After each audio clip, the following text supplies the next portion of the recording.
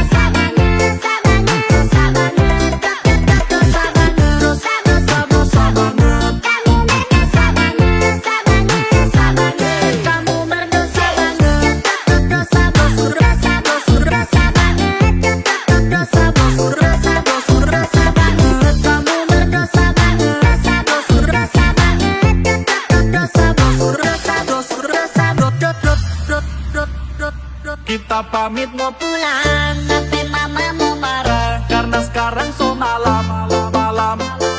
Aku kita dia mau susul. Kita pamit aku kita dia mau susul karena sekarang so malam. Kita pamit mau pulang karena sekarang so malam. Aku kita dia mau susul. Aku kita dia mau susul karena sekarang so malam. Asik deh.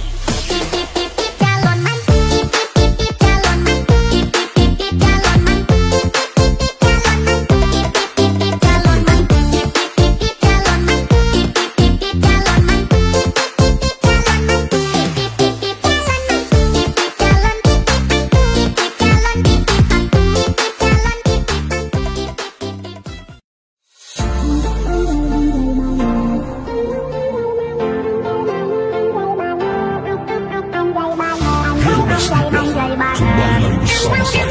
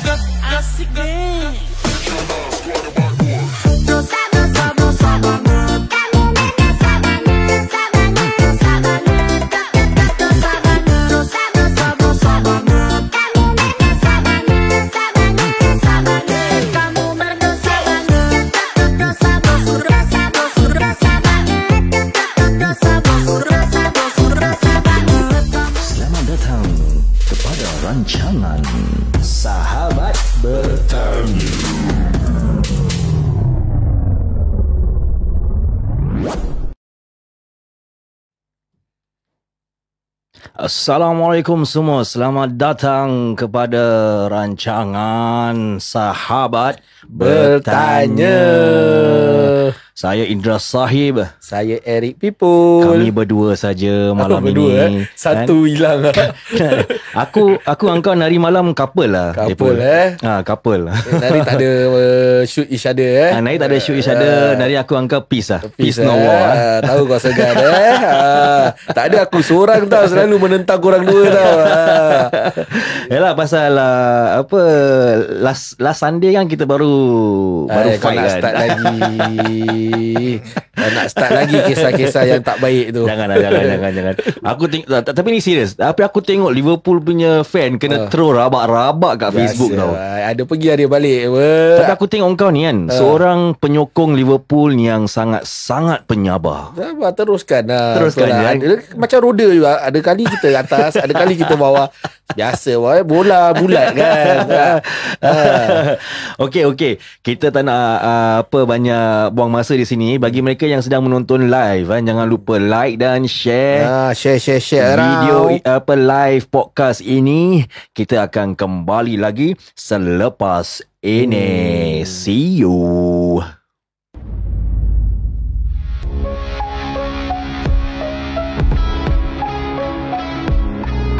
Satu, dua, tiga. Salam sejahtera kepada semua. Selamat datang ke rancangan yang gila. Ustaz melayani 3 jejaka dalam siri podcast Sahabat Bertanya. Eric Pipul, Ijat dan Indra akan kami terus bertanya, mencari yang suci lagi yang esa dalam siri podcast Sahabat Bertanya. Yo, drop it hard yo. Anda sedang mendengar podcast yang gila lagi bermanfaat. Hit it, Ijat!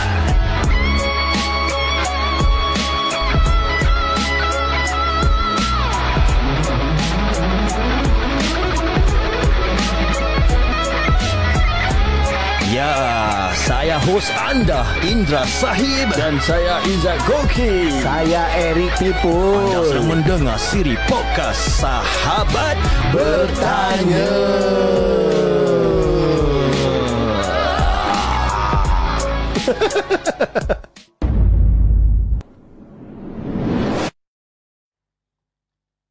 Ya, selamat kembali lagi dalam podcastnya Sahabat Bertanya. InsyaAllah kita malam ni ada banyak soalan-soalan yang hangat, panas. Panas lagi. Minggu-minggu panas je. Minggu-minggu panas. Aku tak tahu lah. Sekarang cuaca pun datangnya sejuk, panas. Soalan panas. Nasib baik kat dalam bilik sini sejuk. Kira dah ada lawan sikit dah. Mau fight sama dia. Kita kasih balance lah. So okay, kita nak ketengahkan soalan yang pertama. Ini soalan pun datang daripada kita punya jemaah kita. Sabar Okay, here you go. Okay, Assalamualaikum Ustaz dan sahabat. Saya nak tanya mengenai kahwin kontrak ini. Adakah dibenarkan dalam agama? Bapa saya dahulu pernah kahwin seorang perempuan Batam. Sebelum kahwin, perempuan itu meletakkan kontrak iaitu wajib berikan wang sebanyak $1,000 tiap-tiap bulan bagi nafkahnya. Kalau tidak diberi, maka isteri boleh minta cerai. Adakah ini betul, Ustaz? Kahwin kira tulis kontrak lah. Ini apa yang kita dapat fahamkan daripada soalan ini adalah sebelum kalau in English kalau in the Western world is called prenuptial agreement. Dia tulis surat lah kira. Prenuptial agreement selalunya happen before Western marriage lah. Selalu diorang akan letakkan kontrak. Okay, kita perkahwinan atas dasar ini kontrak. So whoever breach that contract Boleh kena fine. boleh kena sue, boleh kena cerai, boleh kena habis lah. Tinggal kain pelikat je lah bro. Sampai gitu sekali Sampai gitu bro. Tinggal kain pelikat je. Tapi ni orang-orang kaya punya permainan lah aku rasa. Orang tak boleh cakap. Tak boleh cakap juga, Tak boleh cakap boy. Orang-orang biasa pun boleh. Ni pun kira dah ada kes ni tapi kahwin. Dia cerita ni, orang ni cerita. Dia cakap bapak dia kahwin Batam. Kira bapak dia kahwin lagi satu lah ni Tak tahu Oh Allah, alam, mungkin bapak dia kasih detail venture to foreign atau mak dia dah meninggal, bapak dia kahwin baru pun boleh juga. Kalau gitu memang husnuzon. Kalau nak terus bezon, dia bapak kahwin lagi lah. Kalau pakcik kahwin lagi satu, okey, sila PM, kita nak tip sikit. Kita pun nak ikut. Okey Ustaz, kita nak tanyakan sebelum itu aku lupa nak memperkenalkan Ustaz. Bagi penonton dan bagi pendengar kita, berikan tepukan macam betul. Izinkan saya memperkenalkan Ustaz kesayangan kami, itu Al-Fadhil Al-Mukarram Ustaz Abdul Hafiz. Ahlan wa sahlan ya Ustaz. Assalamualaikum, apa khabar semua? Baik. Waalaikumsalam warahmatullahi wabarakatuh. Masya-Allah. Alhamdulillah. Ustaz nak pergi Batam tak Ustaz? InsyaAllah boleh buka. Tempat memang best pun sana. Aku best. pun rindu Batam. Yang last time kau masih ingat tak aku angkat kita pergi Batam? Betul. Tu kita pergi tengok Habib punya file. Masya-Allah. Itu 2018 tau. 18 dah 2 tahun 2017 18. Taklah. Somewhere there. Lah. No lah, 2 years ago. 2 years ago. lah, 19 Habib lawan lah. McGregor. Tapi itu memang fun lah.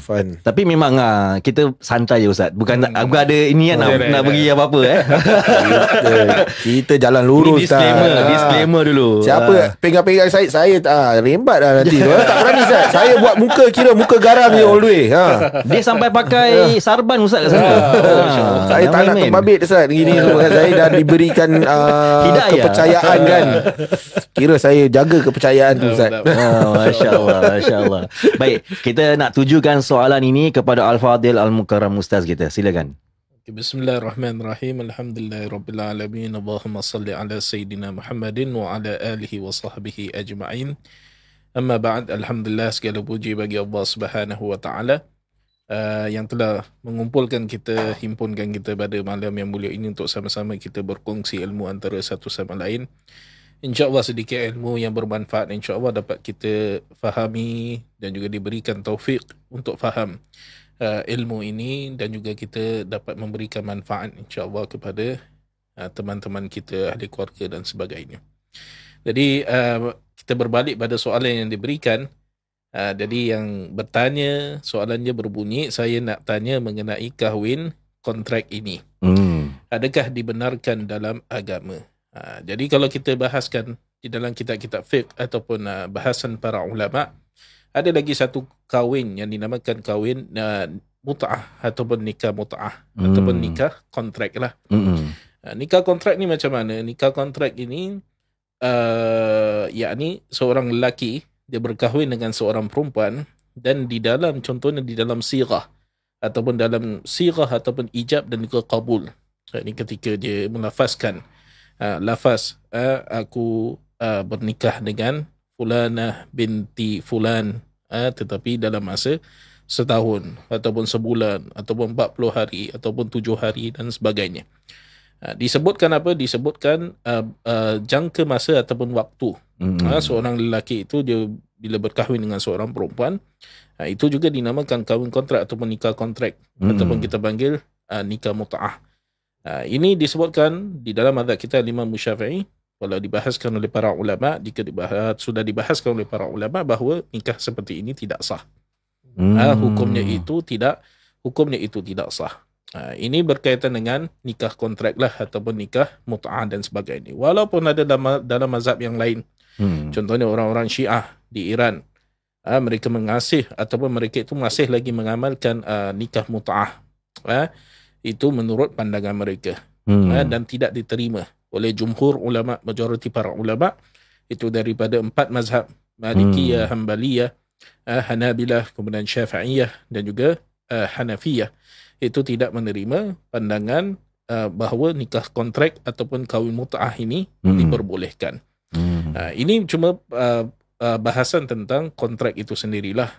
Jadi biasanya kalau kita dengar nikah kontrak dan sebagainya ataupun kahwin mut'ah ataupun nikah mut'ah, itu dia punya gambaran seperti itu. Tapi soalan yang diberikan kepada kita pada malam ini, itu seperti ada perjanjian.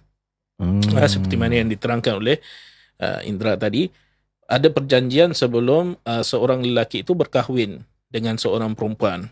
Yakni kalau sekiranya dia tidak memenuhi nafkah, sekiranya misalnya kata dia tidak belikan kereta, sekiranya dia tidak memberikan contohnya maid misalnya kata yang sesuai untuk berkhidmat, sekiranya dia itu tidak memberikan duit yang cukup untuk shopping dan sebagainya, maka si isteri itu berhak untuk apa? Untuk minta cerai. Untuk minta cerai daripada seorang lelaki ataupun daripada dia punya suami ini dan sebagainya. Jadi ini kita lihat lebih kepada perjanjian lah. Perjanjian yang berlaku antara suami dengan isteri. Bahkan kita tak boleh katakan suami dengan isteri, sebab apa? Belum berlaku akad lagi. Belum berlaku akad perkahwinan lagi. Taib. Kalau kita bahas dalam kitab-kitab fiqh, kita akan jumpa lafaz ta'liq. Ta'liq ni apa? Menggantungkan sesuatu bila berlaku sesuatu perkara. Jadi biasanya kita dengar lafaz ta'liq ini dibacakan oleh suami bila sudah berlaku akad perkahwinan ataupun akad nikah. Jadi nak dijelaskan di sini bahawa kalau ta'liq itu walaupun dia itu diharuskan, dalam kitab-kitab fiqh itu akan disebut ta'liq. Sekiranya suami tidak memenuhi nafkah yang diwajibkan ke atasnya itu untuk diberikan kepada isteri dan sebagainya, maka jatuh talak 1, jatuh talak 2 ataupun 3 dan sebagainya. Ataupun isteri itu berhak untuk meminta cerai. Itu berlaku setelah sah akad perkahwinan, setelah cukup rukun-rukun yang ada dalam perkahwinan ataupun rukun-rukun nikah, maka berlakulah ta'liq. Tapi ini adalah perjanjian, lebih kepada perjanjian yang berlaku sebelum perkahwinan ataupun sebelum adanya akad itu sendiri. Jadi untuk hukum itu, kalau dari segi hukum itu diharuskan. Tapi dari segi pelaksanaan hukum, Allahu a'lam. Kalau kita lihat dalam kitab-kitab fiqh, seperti tak valid ini akad ataupun perjanjian ini. Kerana apa? Kerana belum ada lagi akad yang sah, belum berlaku lagi pernikahan yang sah, belum berlaku lagi status suami dan juga isteri menurut syariat. Itu belum berlaku. Belum ada 2 saksi, kemudian belum ada wali yang menikahkan, kemudian suami dengan isteri itu sini belum lagi ada status, belum sah status isteri dan juga suami. Kerana apa? Belum ada akad kat situ. Jadi kalau kita lihat dalam kitab-kitab fiqh, perjanjian itu kalau dikatakan dia itu seperti ta'liq, yakni seorang lelaki atau perempuan dia buat akad seperti ini, dia katakan kalau kamu tak memenuhi hak nafkah dan sebagainya sekian, maka aku berhak untuk minta cerai. Ini belum lagi jadi suami isteri. Sedangkan ta'liq itu berlaku atau berhak untuk berlaku, ataupun si isteri itu berhak untuk mengatakan sedemikian, ataupun suami sendiri mengatakan sedemikian.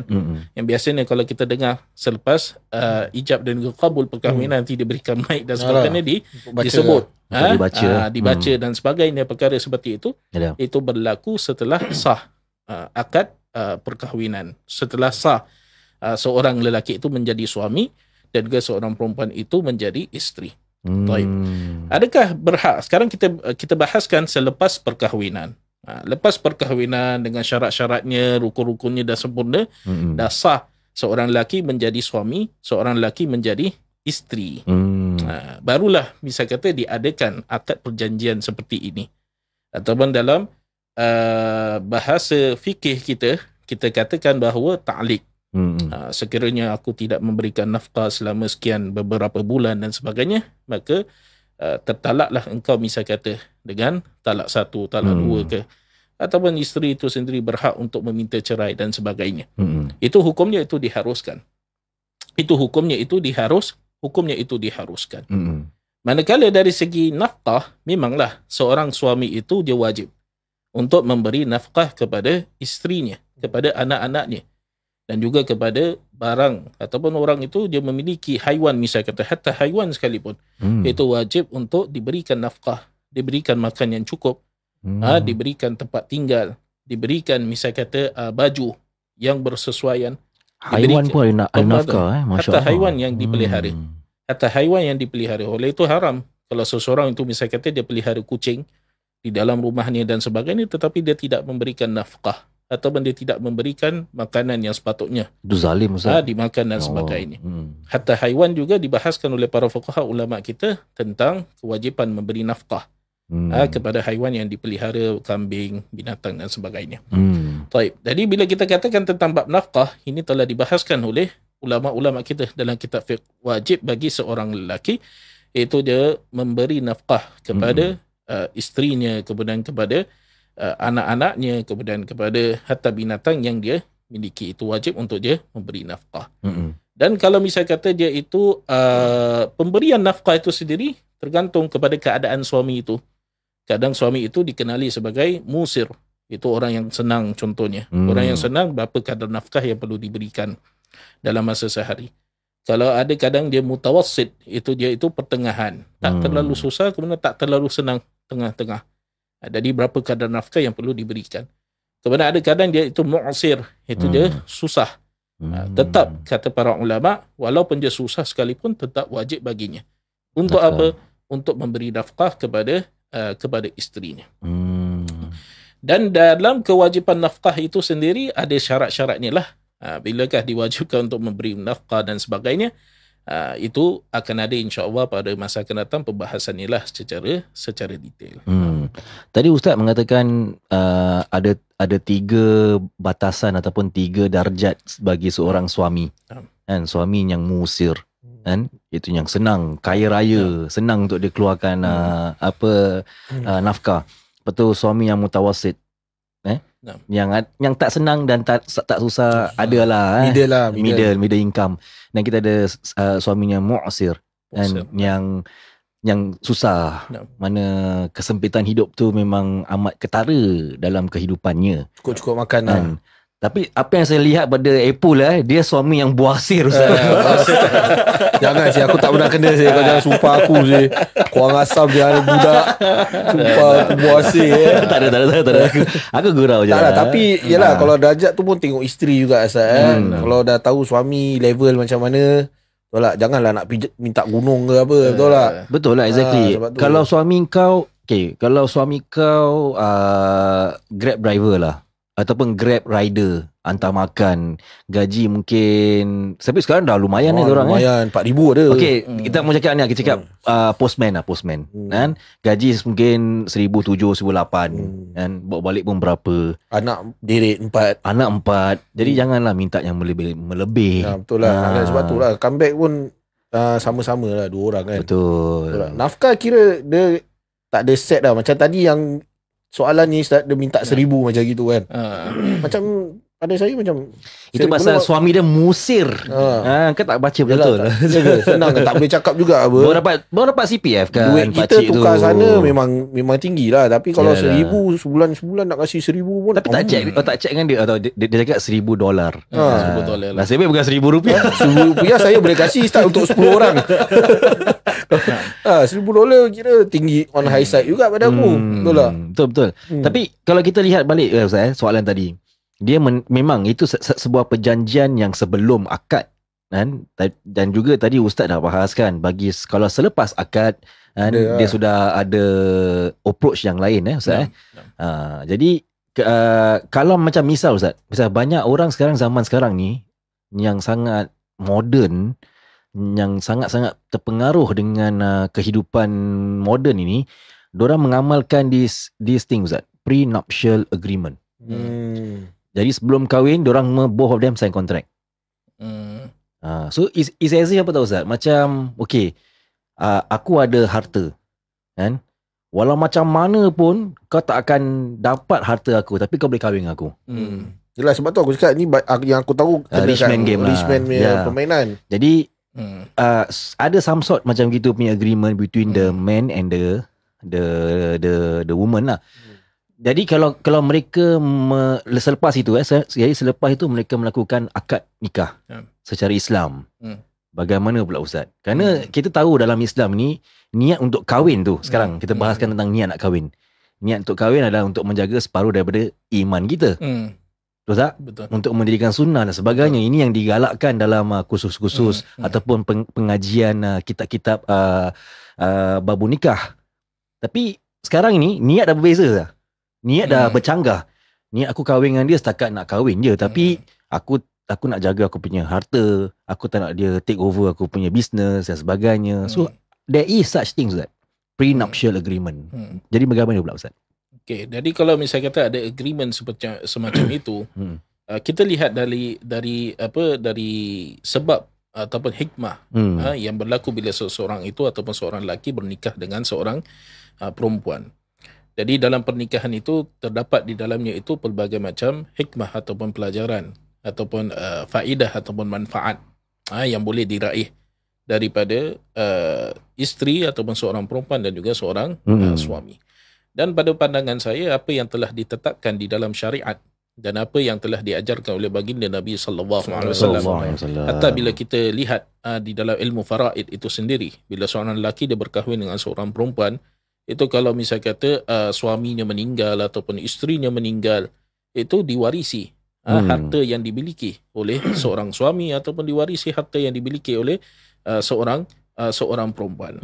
Yang mana warisan itu telah ditetapkan di dalam Al-Quran dan juga di dalam sunnah dan telah diterangkan oleh para ulama secara panjang lebar akan hikmah yang ada di sebalik satu-satu hukum itu. Baik.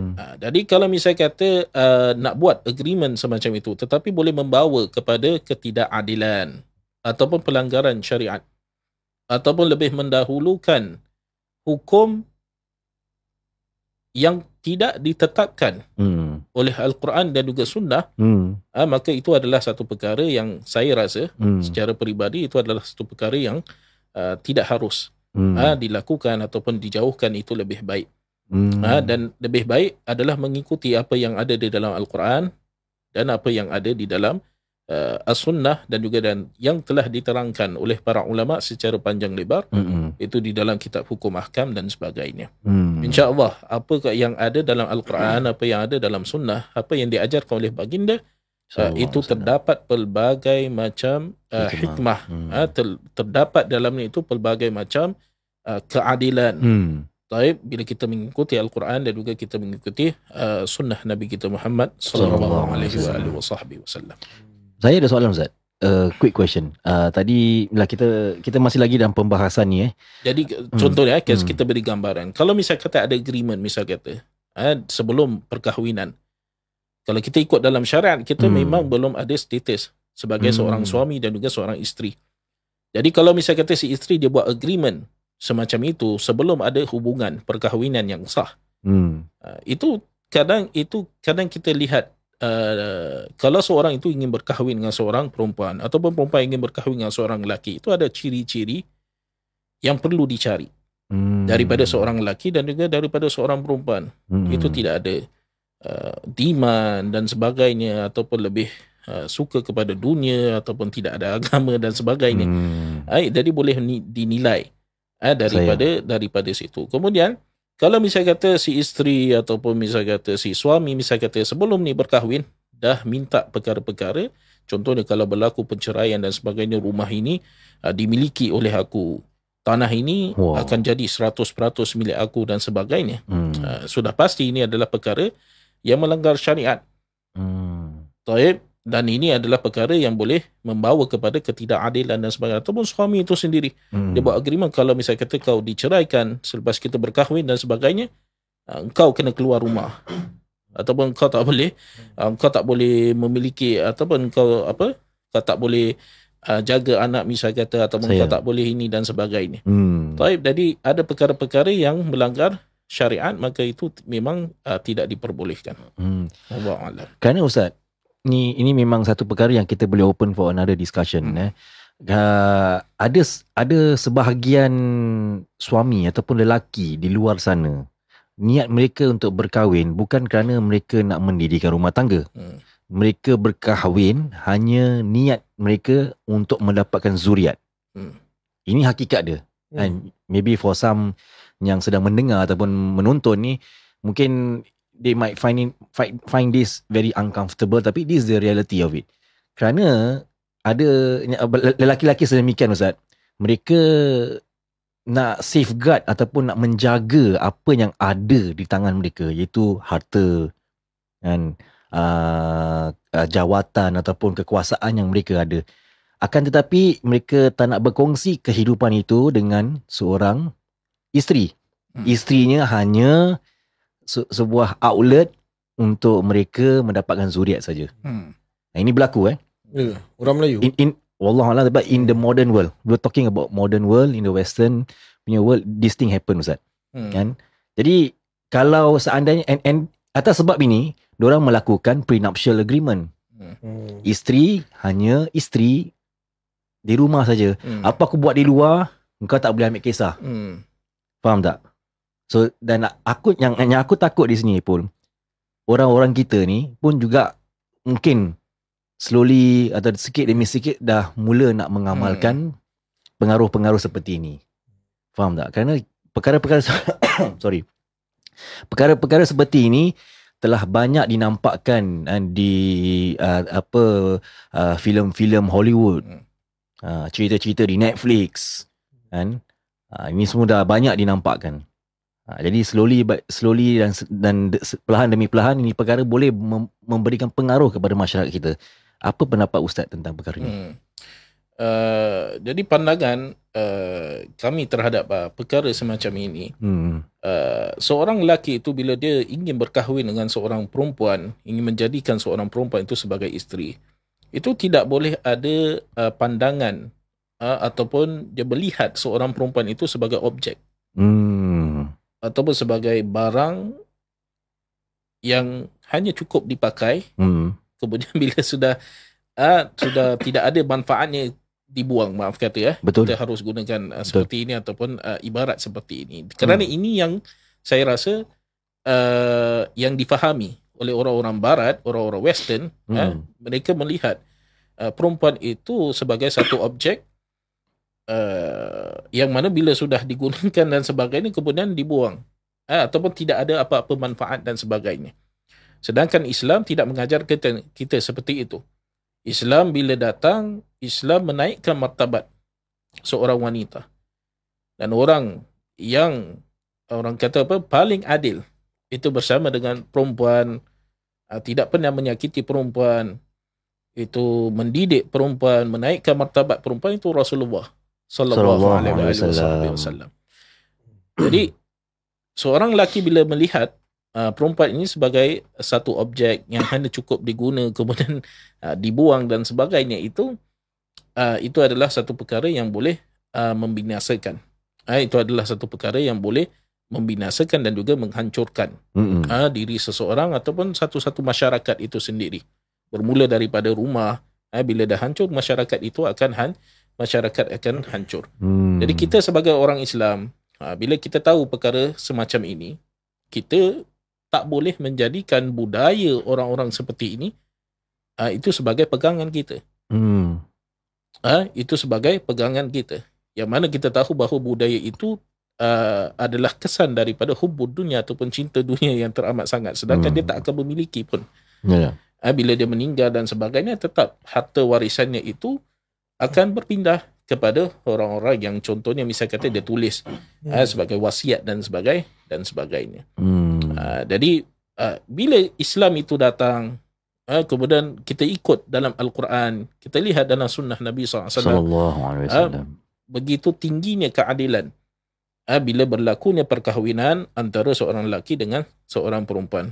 Itu isteri itu bukan hanya barang saja, tidak. Bukan objek, Isteri itu adalah pembantu bagi seorang lelaki. Begitu juga bagi seorang perempuan, suaminya itu adalah pembantu baginya. Seorang isteri suami adalah pembantu bagi seorang isteri, isteri juga adalah pembantu bagi seorang suami untuk sama-sama menyempurnakan iman. Masya Allah. Itu adalah objektif ataupun tujuan, salah satu tujuan yang ada dalam perkahwinan di dalam agama Islam yang telah diterangkan oleh Nabi kita sallallahu alaihi wasallam untuk menyempurnakan iman antara satu sama lain. Yang mana penyempurnaan iman ini insya-Allah yang akan menjadikan suksesnya suami dan juga isteri itu sebuah rumah tangga, bukan hanya di dunia saja tetapi di akhirat nanti. Masya Allah. Ini perkara deep bro kan. Kalau kita lihat dalam kisah-kisah ulama kita dahulu, itu semua daripada didikan seorang perempuan di rumah mendidik anak-anak sehingga anak-anak itu menjadi tokoh masyarakat, ulama besar, menjadi kekasih-kekasih Allah. Itu semua bermula daripada mana? Bermula daripada rumah. Didikan siapa? Didikan banyaknya itu adalah didikan daripada seorang ibu. Masya Allah. Haji, Masya Allah. Ini perkara okay. Bagi penonton dan juga pendengar kan, yang sedang mendengar, yang sedang menonton kita punya podcast ini, harap kita dapat membukakan minda kita ni lebih kepada kefahaman masyarakat kita. Dan walaupun benda ni belum lagi kita nampak ataupun belum lagi kita saksikan, tapi cuba kan berikan a bit of allowance in yourself, dan kerana perkara ni boleh berlaku pada sesiapa. Jadi dengan keterangan, dengan panduan yang dibahaskan dalam platform ini, mudah-mudahan dapat juga kita berpegang kepada agama kita dengan teguh. Betul tak? Betul. Ini bukan sembarang kita nak ikut gaya hidup seseorang. Taklah pada aku kalau kahwin antara siapa, lelaki dengan perempuan mesti ada kasih sayang Ustaz betul tak? Tapi kalau mungkin macam kau cakap zaman sekarang orang materialistik kan, nak kekayaan macam baik lelaki ke baik perempuan lah. Betul tak? Dengan dia ni kira pasangan dia tu memang kaya lah. Yalah. Jadi kalau dia nak ikut tu, kalau dia pilih kekayaan tu, pada aku dia yang pilih apa. Betul. Pasal dia dah tahu lah. Betul tak? Dia Tapi, nak kekayaan kan kat dunia gini, kalau cakap lah bakal suami dia yang suruh dah tulis, kalau betul dia nak ikut gitu, dia pilih. Yalah, pasal kadang-kadang perempuan ni terperangkap tau. Kita nak kena faham, tak semua perempuan yang memilih jalan mereka. Ada kala mereka are being matchmake, and dalam kalangan the upper class, we talk about the upper class, orang-orang yang memiliki status, kekayaan dan sebagainya, mereka juga ada perkahwinan yang apa dia panggil tu, bahasa Melayu apa? Matchmake dalam bahasa Melayu apa? Perkahwinan yang dia dirancangkan. Dirancangkan. Jadi it's similar, because why? Lelaki ataupun wanita tersebut, mereka menganggap ini sebagai satu perkahwinan saja. Tapi bagi lelaki yang ada status, I'm going back to same again, I'm going back to this example. Lelaki yang ada status ni, mereka menganggap isteri mereka ni isteri saja, ataupun like tadi Ustaz cakap, bahan, objek yang tempat mereka boleh melepaskan hawa nafsu mereka, buat zuriat 3 ke 4, 5 anak, dan apa mereka buat di luar, mereka tak nak isteri mereka tahu. Dan ni banyak berlaku bro. Diorang pergi overseas punya trip ke, business punya trip ke, diorang pergi mana ke, diorang boleh hidup sebagai seorang bujang, seolah-olah macam seorang bujang. Tapi bila mereka balik kan, isteri mereka layan begitu saja. Jadi pada aku, isteri-isteri sedemikian ini hidup dalam keadaan yang terperangkap. Apatah lagi kalau berlaku dalam masyarakat kita. Kalau nak cakapkan suami keluar berfoya-foya tu dah memang berlaku lah. Ya, inilah. Ini aku yang describe ni. Memang berlaku punya, aku confirm plus job punya lah. Ya. Betul lah. Pasal mereka ada status, mereka ada kekayaan. Dan again, because of this, a lot of them would settle for a prenuptial agreement. And again, dorang would settle for benda-benda yang sebelum kahwin kita tie down. Aku pay harta kau tak boleh sentuh satu pun.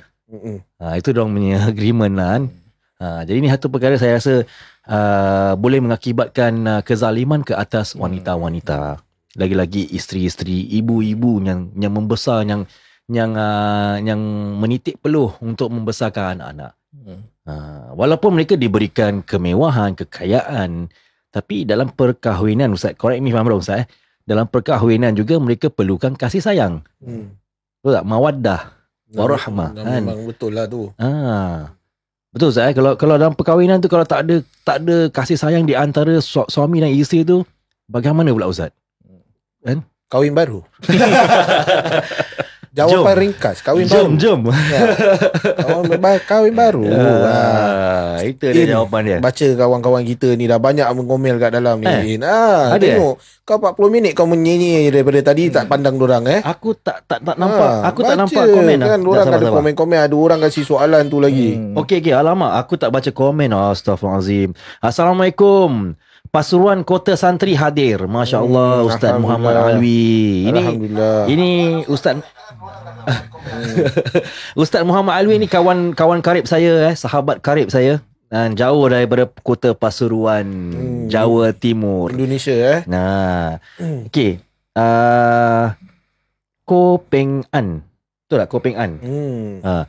Ko Peng An. Panjang nak cerita anak luar nikah. Okey, sorry ini memang ini harus diceritakan. Kalau tak kita ramai-ramai members memang dah ajak dah kahwin kat Batam. Okey, bahasa Ustaz Hafiz sangat mudah dimengerti bagi kami di Indonesia. Terima kasih. Memang Ustaz Abdul Hafiz memang ada ciri-ciri boleh dapat pasangan kat sana. Abdul Malik, Assalamualaikum sahabat-sahabat dan Ustaz. Apa hukumnya kalau isteri utamakan maknya dan keluarganya sendiri daripada suami? Mohon pencerahan Ustaz. Syukran. Jadi macam mana? Soalan Okey, Pul. Apa hukumnya? Abdul Malik menanyakan, apa hukum kalau isteri mengutamakan ibunya dan keluarganya sendiri daripada suami? Jadi seolah aku jawab apa? Tak ada, bukan. Kita boleh discuss dulu sebelum kita berikan sebelum kita passing baton kepada Al-Fadil Ustaz kita lah. Ini kalau berlaku kat aku memang minta kena siku. Hukumnya, dia tanya hukumnya lah. Hukumnya utamakan maknya dan keluarganya. Mana utamakan maknya dalam segi sudut apa? Kalau misal kalau isteri aku dia punya ibunya dalam kecemasan. Ibunya dalam keadaan kesusahan, maka kalau dia nak utamakan, pada aku tu wajib. Pada aku aku sebagai suami, aku mengatakan kau patut pergi. Kau patut pergi tolong dahulu. Tak payah nak utamakan aku. Tapi kalau benda-benda yang remeh-temeh, alah macam so called, aku ada kenal seseorang ni, dia punya isteri suka pergi ziarah menziarah. Ini semua sebelum Covid lah. Suka ziarah menziarah kalau majlis-majlis di sebelah ibunya, isterinya lah, ibunya kan, bapanya sebelah isteri. Tapi suami dia punya majlis-majlis ni dia tak utamakan. Faham tak? Bercanggah ke? Date bercanggah ke? Example yang paling clear cut, Hari Raya. Hari Raya nak pergi rumah isteri dia punya saudara mara misal. Tapi suami dia tak payahlah bang. Tak payahlah. Makan tak sedap agaknya? Bukan makan tak sedap. Tapi Hari Raya selalu makan sedap Mungkin tak sebulu. Tapi aku tak pernah Hari Raya pergi rumah orang makan tak sedap. So far pergi Engkau tak asal. Pasal kau pelahap. Rumah orang mesti sedap je. Pasal kau bedal. Kasih batu orang. Apa kau bedal juga. Okey, jadi berikan bagi penonton juga kalau anda ada pandangan daripada apa yang kita bahaskan di sini pun letakkan komen Letakkan komen. Kita pun nak dengarkan pandangan penonton-penonton yang sedang menonton live ini Jadi kita ketengahkan perkara ini kepada Al-Fadhil Al-Mukarram Ustaz. Okay, bismillahirrahmanirrahim. Balik pada soalan yang ditanyakan tadi. Jadi seorang isteri itu dia mengutamakan ibu dan juga keluarganya lebih daripada suaminya lah. Jadi gambaran yang kita boleh berikan kat sini, pertama sekali itu mengutamakan itu menghormati ataupun dia lebihkan waktunya itu dengan ahli keluarganya dan juga ibunya, itu adalah satu perkara yang dipuji. Kalau kita ambil mengutamakan ibu dan juga keluarga, itu tidak memutuskan hubungannya atau tidak mengurangkan hubungannya itu dengan ibunya sendiri dan juga dengan ahli keluarga, itu adalah satu perkara yang dipuji. Kerana bukan dengan perkahwinan itu terus kita memutuskan hubungan dengan keluarga kita dan juga dengan ibu kita, bapa kita. Kita masih diperintahkan seperti mana yang ada dalam Al-Quran dan juga hadis untuk kita berbakti kepada kedua ibu bapa kita walaupun sudah kita dimiliki oleh orang lain. Walaupun kita sudah ada keluarga kita sendiri, kita masih tetap terus disuruh untuk terus menerus berbakti kepada kedua ibu bapa kita, kemudian mertua kita dan sebagainya, kepada keluarga kita.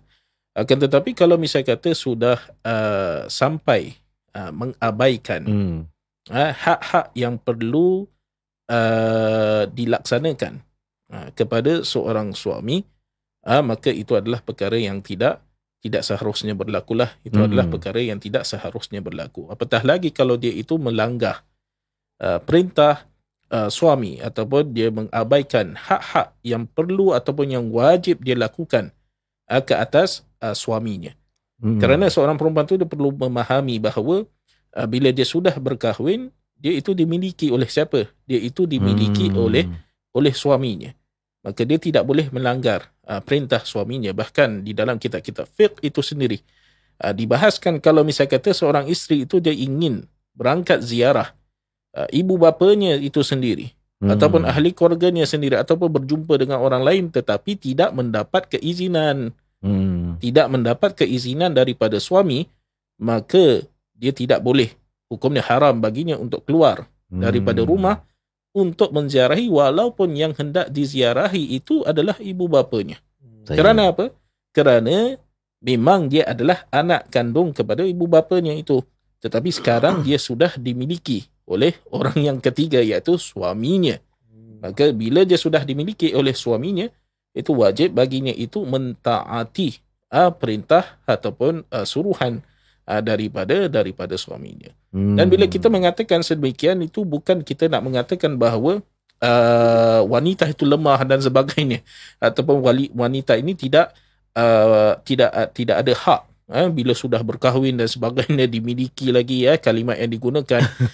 Jadi jangan faham macam itu. Ini yang telah ditetapkan di dalam syariat, seperti mana yang tadi saya sebutkan, apa yang telah ditetapkan di dalam syariat itu mengandungi hikmah di sebalik apa yang ditetapkan.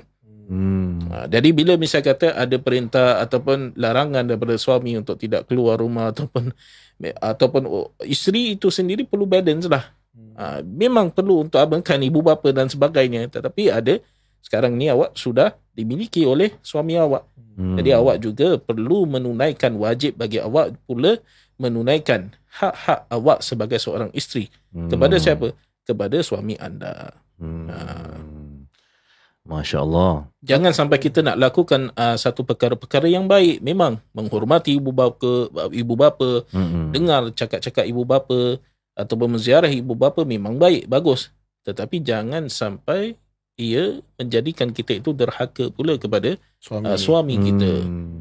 Contohnya bila tidak mendapat izin untuk keluar, contohnya dia keluar tanpa izin dan sebagainya.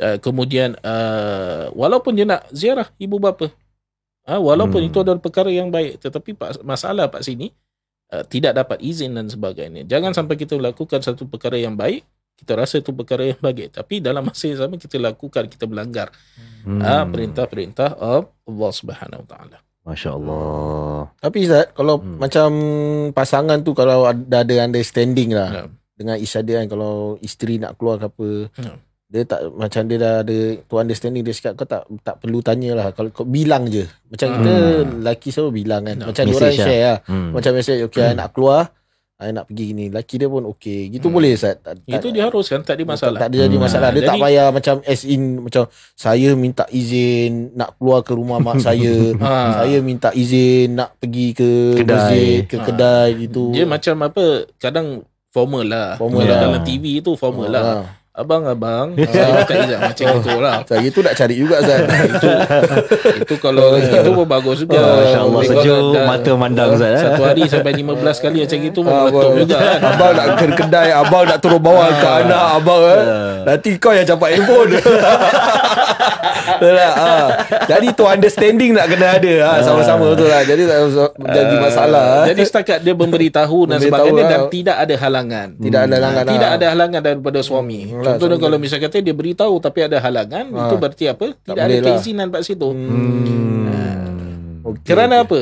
Kena ada keizinan dan sebagainya. Kerana apa? Kerana isteri ini adalah seorang yang diperlukan oleh suami. Diperlukan untuk membantu suami, menenangkan suami dan sebagainya. Bayangkan kalau misalnya kata masa-masa yang diperlukan, tiba-tiba misalnya kata tidak ada di rumah dan sebagainya. Baik, jadi akan berlaku perkara-perkara yang tidak diingini mungkin. Jadi oleh sebab itu perlu kepada keizinan bila nak keluar dan sebagainya. Sebab apa? Suami ini bila dia berkahwin dengan seorang isteri, dia adalah sebagai protector. Okay, dia protect dia punya isteri. Sebab itu kita kata suami ini bukan bila berkahwin itu hanya digunakan isteri itu sebagai bahan seperti apa western world. Hanya barang sahaja bila dah pakai tu kan yang pasal. Tidak. Suami ini dia dalam Islam itu suami itu tugas dia besar. Lebih besar daripada apa yang ada pada western world dan sebagainya. Dia sebagai protector, dia menjaga seorang hal ehwal isteri itu bila keluar, pakaian itu macam mana, auratnya itu macam mana, bergaul dengan siapa. Ada hak bagi seorang suami untuk bertanya pergi rumah siapa, berapa lama kat rumah ayah dan juga ibu dan sebagainya. Sebab ini sebagai protector. Faham? Masya-Allah. Aku kalau tanya isteri aku, dia tak jawab kan. Macam alamak kau tapi yang aku, apa sang kau lambat sangat nak jawab aku punya soalan ni. Kira yang aku dengar-dengar ni kabar-kabar geng takut bini bukan kau Aku ingat yang tak datang tu yang tak datang tu. Yang tak datang tu aku macam ada rasa ada can GTV Kau jangan gitu. Husnuzon lah sikit. Husnuzon. Baru buat tadi husnuzon. Kadang ada apa? Ada pakcik-pakcik kat kedai kopi apa. Berbual terror. Berbual nak takut bini. Kahwin 2, kahwin 3. Kita boleh kahwin 4. Okay. Tapi next week juga hari Minggu tu nampak kat Gilang kena bawa beg. Takut bini. Betul. Pakcik tengah masak betul lah. Bawa kat Global Champion. Aku sekali bawa dengan bini aku. Aku cakap dengan dia, serve aku makan. Dia kasih aku nasi, tak ada sambal belacan. Alamak, aku campak balik lah pinggan tu. Pinggan tu jadi UFO Kau memang tak takut bini. Aku pun tak takut bini, bhai. Betul. Terang Kau cuba demo kan sikit. Bini pun tak takut aku. Dahsyat. Aku rasa bini kau tengah tengok tau ni live macam. Biar kan. Apalah kau dengar. Ni ada lagi siapa kawan-kawan baru masuk ni ada soalan lain ni. Faruk AJ. Assalamualaikum semua. Di sahabat bertanya, salam ustaz yang disayangi. Waalaikumsalam warahmatullahi. Isyamuddin Zalani. Assalamualaikum Ustaz Hafiz dan sahabat. Sila elbow Eric Pipul Ustaz. Gitu je lah dia. Engkau gitu je nak elbow orang Suruh ajak turun masuk studio tak nak? Ni ada satu soalan baik ni. Okay. Elifino kecil. Elifino kecil. Assalamualaikum Ustaz, Bro Indra dan Bro Eric. Sempena tahun baru Cina, company yang saya kerja akan buat lohai beramai-ramai. Tahun ini, diorang order halal Yusheng. Yusheng apa tu? Yusheng. Benda tu tak? Okay. Yusheng untuk saya dan teman saya. Dosa ke kalau saya ikut serta? Tak ada niat pun apa-apa, cuma nak hormat company bos yang saya kerja tu. Terima kasih. Jadi ni ada soalan daripada Elifino Kecil. Terima kasih Elifino Kecil ke atas soalan ini. Jadi kita nak ketengahkan. Ustaz tahu tak benda apa? Apa benda tu? Dia macam lohe apa lohe? Okey. Okay. Kita demo boleh demo. Kita demo untuk Ustaz lah. Sama-sama. Aku pernah bikin juga. Tapi jangan demo sampai kita offend kita punya. Taklah kita buat lah. Opposing punya ataupun race race yang lain lah kan. Maksud aku di sini Lohei ni Ustaz Lohei ni adalah satu tradisi yang mana warga-warga Cina ni mereka bila menyambut Hari Raya Cina ni mereka akan menggunakan chopstick. Jadi saya misal ambil jari saya ni sebagai chopstick. Mereka akan mengambil macam mihun gitu Bihun ada bukan keropok. Bukan bihun. Dia macam suun-suunnya. Suun berkala-kala. Ada cracker dan sebagainya. Ada sayur kangkung kan? Aku rasa. Aku tak tahu. Kan? Jadi mereka akan buat bulatan. Ramai-ramai. Buat bulatan secara berdiri. Dan mereka akan beramai-ramai ambil chopstick mereka, grab apa yang boleh, mereka akan campak ke atas. Dan pada Huat dah. Yang sengah. Agaknya diorang macam semangatkan kira macam duit masuk duit masuk jadi ini banyak yang dilakukan Ustaz di company yang mana bos mereka ni bos bangsa berbangsa Cina. Dan saya rasa ini satu tradisi yang mereka selalu amalkan tiap-tiap tahun.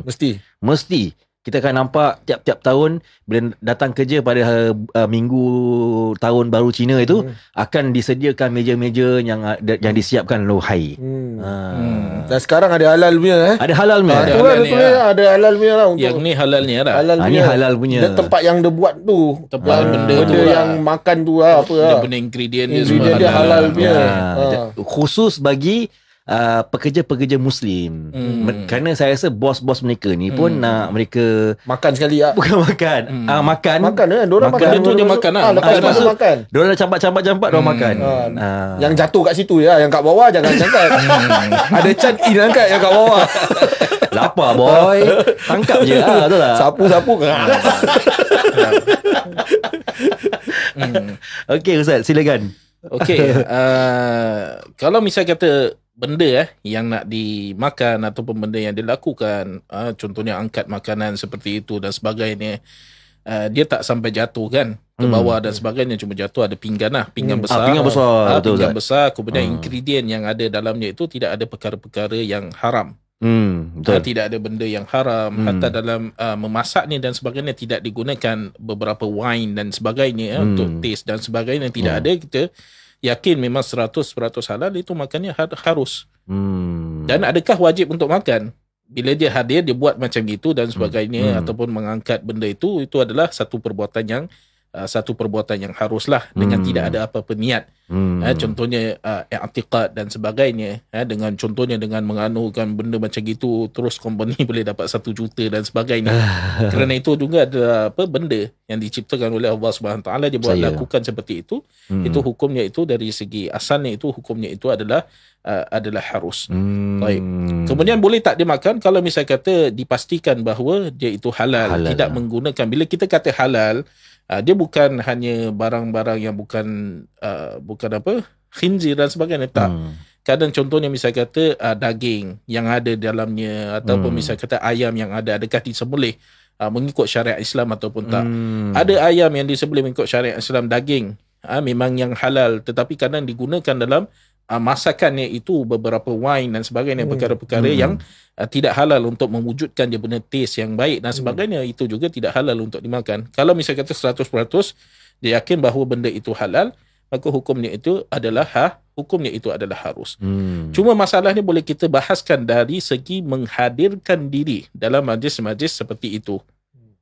Memang makanannya halal, barang yang ada dekat atas tu memang halal dan sebagainya. Kemudian tidak ada percampuran, tidak ada ikhtilat contohnya antara lelaki dengan perempuan dan sebagainya. Tapi kadang kadang di meja yang lain kadang, ataupun dalam majlis itu sendiri, ada perkara-perkara yang dilarang dalam agama. Contohnya misal kata arak, ataupun wine, ataupun misal kata benda-benda yang boleh memabukkan. Mesti ada misal ni. Ataupun misal kata ada contohnya misal kata ada konsert, misal kata perempuan seksi misal kata nyanyi dan sebagainya. Baik, walaupun benda yang kita hadir itu benda yang kita nak makan, sekarang dia cerita tentang makan, itu hukum dia adalah harus.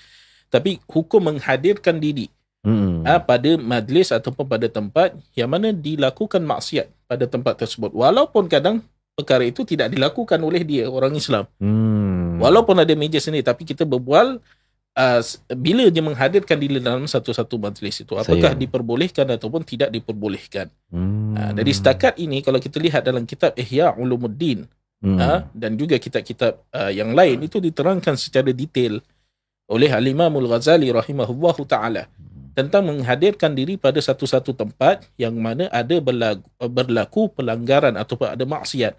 Contohnya ada arak dan sebagainya, maka hukumnya itu tidak diperbolehkan, hukumnya haram, tidak boleh. Kecuali misalnya kata kata para fuqaha, kecuali kalau misalnya kata kita menghadirkan diri, itu ada niat dalam diri kita untuk menegur ataupun untuk nahi mungkar, melanggar, melarang kemungkaran yang berlaku. Kita ada ada kuasa kat situ. Contohnya kita pun one of the share lah dalam company itu. Misalnya kata si Dini Ong, misalnya siapa-siapa dia cakap ada arak, kita datang, kita tukar cook misalnya kata. Itu tak ada ni masalah. Taib, itu tidak ada ni masalah. Tapi kalau misalnya kata ada pelanggaran dari segi perkara-perkara, contoh memang halal, makanan tu halal, tapi meja yang lain contohnya ada arak, ada kasbuk, ada ini, ada apa dan sebagainya, itu tidak diperbolehkan. Tapi company macam mana Ustaz? Macam dia cakap tu, dia nak kasih kira hormat bos dia tu. Kira dalam itu kalau company, misalnya kata dia datang, boleh juga dia buat beberapa hilah. Beberapa hilah ni macam mana? Adakah mesti kena datang? Yang mana bila mana kalau misalnya kata dia tak datang, dia terus kena terminate? Tak, saya rasa tak macam itu, tak sampai macam itu. Kalau hari kerja pun kira MC lah Ustaz. Kalau misalnya kata hari kerja dan sebagainya, itu kalau misalnya kata berlaku, dia boleh terangkan kepada bosnya. Dan saya rasa kita ini di Singapura, alhamdulillah kita ini bersyukur kepada Allah Subhanahu Wa Taala, mungkin kaum-kaum yang lain itu memahami dan juga kita juga memahami keadaan kaum-kaum yang lain, perayaan mereka juga memahami keadaan kita dan juga perayaan kita. Itu walaupun dalam memberikan kehormatan kepada orang lain, itu jangan sampai melanggar batasan-batasan yang ada di dalam syariat. Batasan-batasan yang ada dalam syariat dari segi ucapan, dari segi perbuatan. Taib, dari segi ucapan dan juga perbuatan. Jadi boleh diterangkan kepada bos, aku tidak boleh gini-gini sekian-sekian. Quote daripada Ihya Ulumuddin. Bos tu macam bos you know Ghazali not boss? Because my master said, Master Ghazali said, in Ihya Ulumuddin like this. Contoh ni lah, diterangkan dengan cara hikmah dan juga bijaksana. Dalam masa yang sama, penggunaan bahasa kita dan sebagainya itu haruslah lemah lembut dan sebagainya. Dan saya rasa tak mesti kena datang. Tak ada pula pernah dengar macam gitu, mesti kena datang dan sebagainya. Ataupun misal kata datang, contohnya misal kata datang sebelum majlis itu, selepas ataupun pada esok pun boleh, bila-bila pun boleh, sekarang pun boleh okey, jadi kita pulang lah. Tapi alhamdulillah Ustaz, alhamdulillah yang saya lihat dekat Singapura ni kan, ramai daripada majikan-majikan di Singapura, mereka sangat-sangat peka atas perkara ini, dan mereka sangat-sangat mengambil berat bagi pekerja-pekerja Muslim mereka kan. Saya beri example, saya a few time apabila saya ada company punya gathering, company punya outing, dinner dan sebagainya, mereka mengambil berat. Dan first thing first, mereka akan assure ini restoran halal. Makan halal lah. Kan, tempat dia halal, semuanya boleh dimakan. Mereka tak akan organize, tak akan pergi pada tempat yang baina-baina mana 50-50 lah. 50-50 sampai terberbual bahasa Arab pula di antara no pork no lard. Tapi alhamdulillah aku rasa company aku rasa most of the company in Singapore, and lagi-lagi kalau come from a very multiracial punya company, dia orang akan mengambil berat. Sangat-sangat mengambil berat pasal they know that this is the core essence of value dan dalam sebuah syarikat itu. Jadi kita sangat beruntung Ustaz, alhamdulillah kan. Tapi yelah, kalau bab-bab macam lohe ni semua Tapi saya pernah bikin Azad. Mungkin pernah. Dahsyat boh. Dulu diorang macam tengah company kan, macam ini hari kerja datang, diorang macam lunch time ke apa gitu kan. Come together gini. Aku pun naik syuk lah. Oh, what dah. Itu yang saya tahu Ustaz. Tapi saya dah tahu sekarang nanti saya kat FC je Ustaz, kalau ada. Kawan-kawan yang sedang melihat di sini yang sedang menonton, kawan-kawan seperti Ku Peng An, Rauf Zaini dan sebagainya, Isam Zailani, cuba berikan komen pun nak ambil MC ketika nak buat lohir cuba letakkan komen anda di sana. Sekarang dah tak ada komen. Okey, alhamdulillah. Kan ajak pergi tempat lain pula. Sekarang bos ajak pergi masjid dah. Okey, kita nak bacakan komen sedikit sebelum kita akhirkan sesi kita. Dah berapa minit ni? Dah nak dekat 20 jam dah. Satu lagi satu soalan tak lepas ni. Oh, ada satu soalan lagi? Tu soalan satu baik ni. Okey. Daripada Ko Peng An tu. Ku Peng An. Ku Peng An, gaji seorang joki halal atau haram? Kawan saya Isam Zailani bertanya. Isam tak tanya, dia yang tanya ni. Gaji seorang joki kuda saya rasa. Joki kuda, yang Joki penunggang kuda. Gajinya halal ke haram? Kerana kalau kita kasih background sikit bagi ada sebahagian daripada penonton dan pendengar mungkin tak tahu apa makna joki, apa itu penunggang kuda. Mereka masih very naif. Jadi penunggang kuda ni mereka menunggang kuda lah. Naik kuda lah, joki lah tu kan. Dan berlumba. Oh, kalau berlumba baru joki. Perlumbaan mereka ini senantiasanya ataupun selalu dan memangnya ada kaitan dengan berjudi. Jadi aku rasa pendapatan tu macam mana? Pendapatan tu yang dia tanyakan halal ke haram. Halal ke haram. Joki ni pendapatan Saya Ustaz. lihat kepada dia punya daripada mana sumber pendapatan itu. Jadi kita nak tahu daripada mana sumber pendapatan itu. Adakah daripada sumber yang diharuskan dalam syarak ataupun daripada sumber yang diharamkan dalam syarak. Okey, saya berikan Ustaz satu gambaran sini. Kira company bayar tu maksud Ustaz dah. Company bayar. Aku ada satu gambaran yang aku nak ketengahkan sini, mungkin kita boleh discuss sama-sama dengan Al-Fadhil Al-Mukarram Ustaz. Misal Eric People adalah seorang joki lah. Saya bosnya. Duit company saya semua daripada pendapatan logistik saya. Saya ada company logistik. Ni duit pendapatan logistik saya. Ini duit memang berjuta-juta lah. Misal lepas ni DM aku Tak ada. So duit yang saya gunakan ni adalah duit untuk saya bayar gajinya Eric People. Tapi Eric People ni bukan betul-betul jadi. Dan Eric People dia bertanding dalam perlumbaan yang mana ada kaitan dengan penjudian. Di sini kalau kita dapat gambarkan lah. Tapi dia punya pendapatan sumbernya daripada saya. Duit company saya. Macam mana Ustaz? Kalau misalnya kata pendapatannya itu daripada sumber yang diharuskan, sumber yang tidak ada unsur-unsur pengharaman dan sebagainya, maka tidak ada masalah. Tapi kalau masalah dia kat sini adalah sumbernya itu daripada hasil. Sumber datang daripada hasil yang diharamkan. Contohnya daripada ada unsur-unsur perjudian misalnya kata. Okey, ataupun misalnya kata duit itu adalah duit yang dicuri misalnya kata. Lebih kepada perjudian lah. Maka hukumnya haram. Tapi kalau duit tu halal, tapi dia buat tu, dia punya kerja tu kira joki tu untuk orang berjudi. Jadi untuk menggalakkan orang berjudi sebab dan sebagainya. Dia nak kena race kuda apa, tak ada joki. Orang letak nombor nombor kuda dia apa.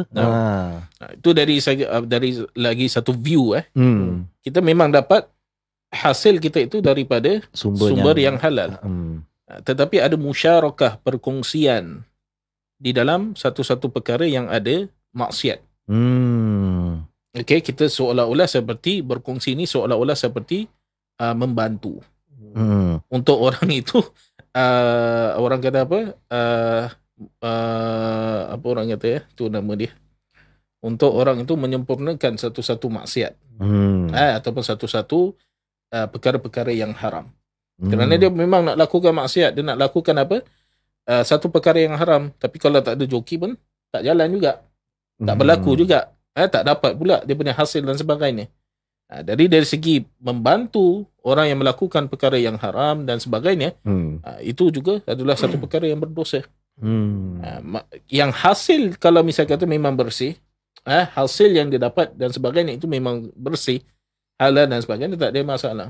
Tapi kalau kita nak kaitkan pada hari ini, adakah benar-benar bersih hasil yang didapat pada hari ini ataupun sudah bercampur dan sebagainya? Susah. Bahkan datang daripada contohnya satu-satu syarikat yang memang menggalakkan seseorang itu untuk bertanding ataupun berjudi dan sebagainya, maka hukumnya haram. Hukumnya itu adalah haram. Masya-Allah. Contohnya misal kata ada orang dia kerja dekat tempat bar, klub dan sebagainya. Saya tak minum arak. Tapi saya serve arak. Saya tak minum arak tapi saya serve arak. Saya bekerja saja. Habis kerja saya balik. Membantu orang dalam satu-satu perkara maksiat dan sebagainya juga haram hukum dia. Kalau orang tu kafir pun sama juga, Ustaz. Kalau misal kata al-kuffar, adakah mereka itu mukhatabuna bi furu'i syariah ataupun tak? Adakah orang-orang yang bukan Islam kafir itu dituntut dengan perkara-perkara yang cabang di dalam agama ataupun tidak? Ini adalah pembahasan usulul fiqh. Okay, kalau kita lihat dalam matan al-waraqat itu, al-kuffar, orang-orang kafir, pandangan yang mu'tamad itu mukhatabuna bi furu'i syariah. Itu dituntut dengan cabang-cabang yang ada dalam agama. Jadi walaupun misal kata orang itu je bukan Islam dan sebagainya, kita tidak boleh sebagai seorang Islam sebabkan dia arak dan sebagainya. Tapi kalau joki tu tadi, Ustaz, cakap kan dia memang pandai berjoki je. Berjoki Berjoki. Betul tu. Ada dia pandai berjoki dia pandai naik kuda. Itu je lah sumber pendapatan dia yang dia boleh buat untuk sara keluarga dia. Macam mana tak? Kalau lain kerja dia tak boleh buat lah, Ustaz. Dia tahu naik kuda je. Naik kuda Kau pasal naik kuda kau hidup Pula. Aku nasib baik Ijat tak ada kat sini tau ni malam. Kalau Ijat ada kat sini dia confirm dah mencarut kat kau. Ada orang panggil aku Epul Kuda kalau kau nak tahu. Aku tak nak cakap je. Nama gelaran aku pun ada Epul Kuda juga. Kira kau lincah laju punya. Gila weh. Aku nanti bunyi kuda dah terkeluar. Jangan. Okey, silakan. Dia kalau misalnya kata sumber memang dia cuma boleh naik kuda dia dah. Dia punya kepakaran dia kat situ dan sebagainya. Allahu'alam sebaiknya adalah dia berpindah. Kerana apa? Selain daripada haram dan sebagainya, membantu orang untuk melakukan maksiat dan sebagainya, itu barakah juga dalam hasil yang dia dapat, walaupun kadang besar, walaupun dia memang betul-betul pakar dalam satu-satu bidang. Dia menunggang kuda dengan cermat bagus, memahami bahasa kuda contohnya lah. Boleh berbual berbicara cakap sunnah juga naik kuda ni. Memang sunnah naik kuda. Tapi bukan untuk berjudi. Jadi macam gitulah. Yalah. Jadi tetap barakahnya tu tak ada. Dan ini perkara yang disaksikan, kita boleh dengar daripada cerita-cerita dan sebagainya. Yang mana daripada sumber yang haram dan sebagainya tu tidak ada barakah dalam rezeki tu. Masya Allah. Ini kita ada suatu soalan yang unik. Boleh kita ambil lagi satu soalan, Ustaz? Okay. Sampai besok pagi. Tak adalah. Kesian Ustaz. Okay. Ashabu syafah wallah alam, Ustaz. Kan? Salam untuk semua. Soalan untuk Ustaz. Isteri yang nusyuz dalam syariat tak diwajibkan diberi nafkah. Dalam konteks permodenan hari ini, jika isteri buat laporan di Mahkamah Sivil Family Court untuk menuntut nafkah dan Mahkamah Sivil buat penguasaan, jadi apa peranan Mahkamah Syariah dalam konteks ini?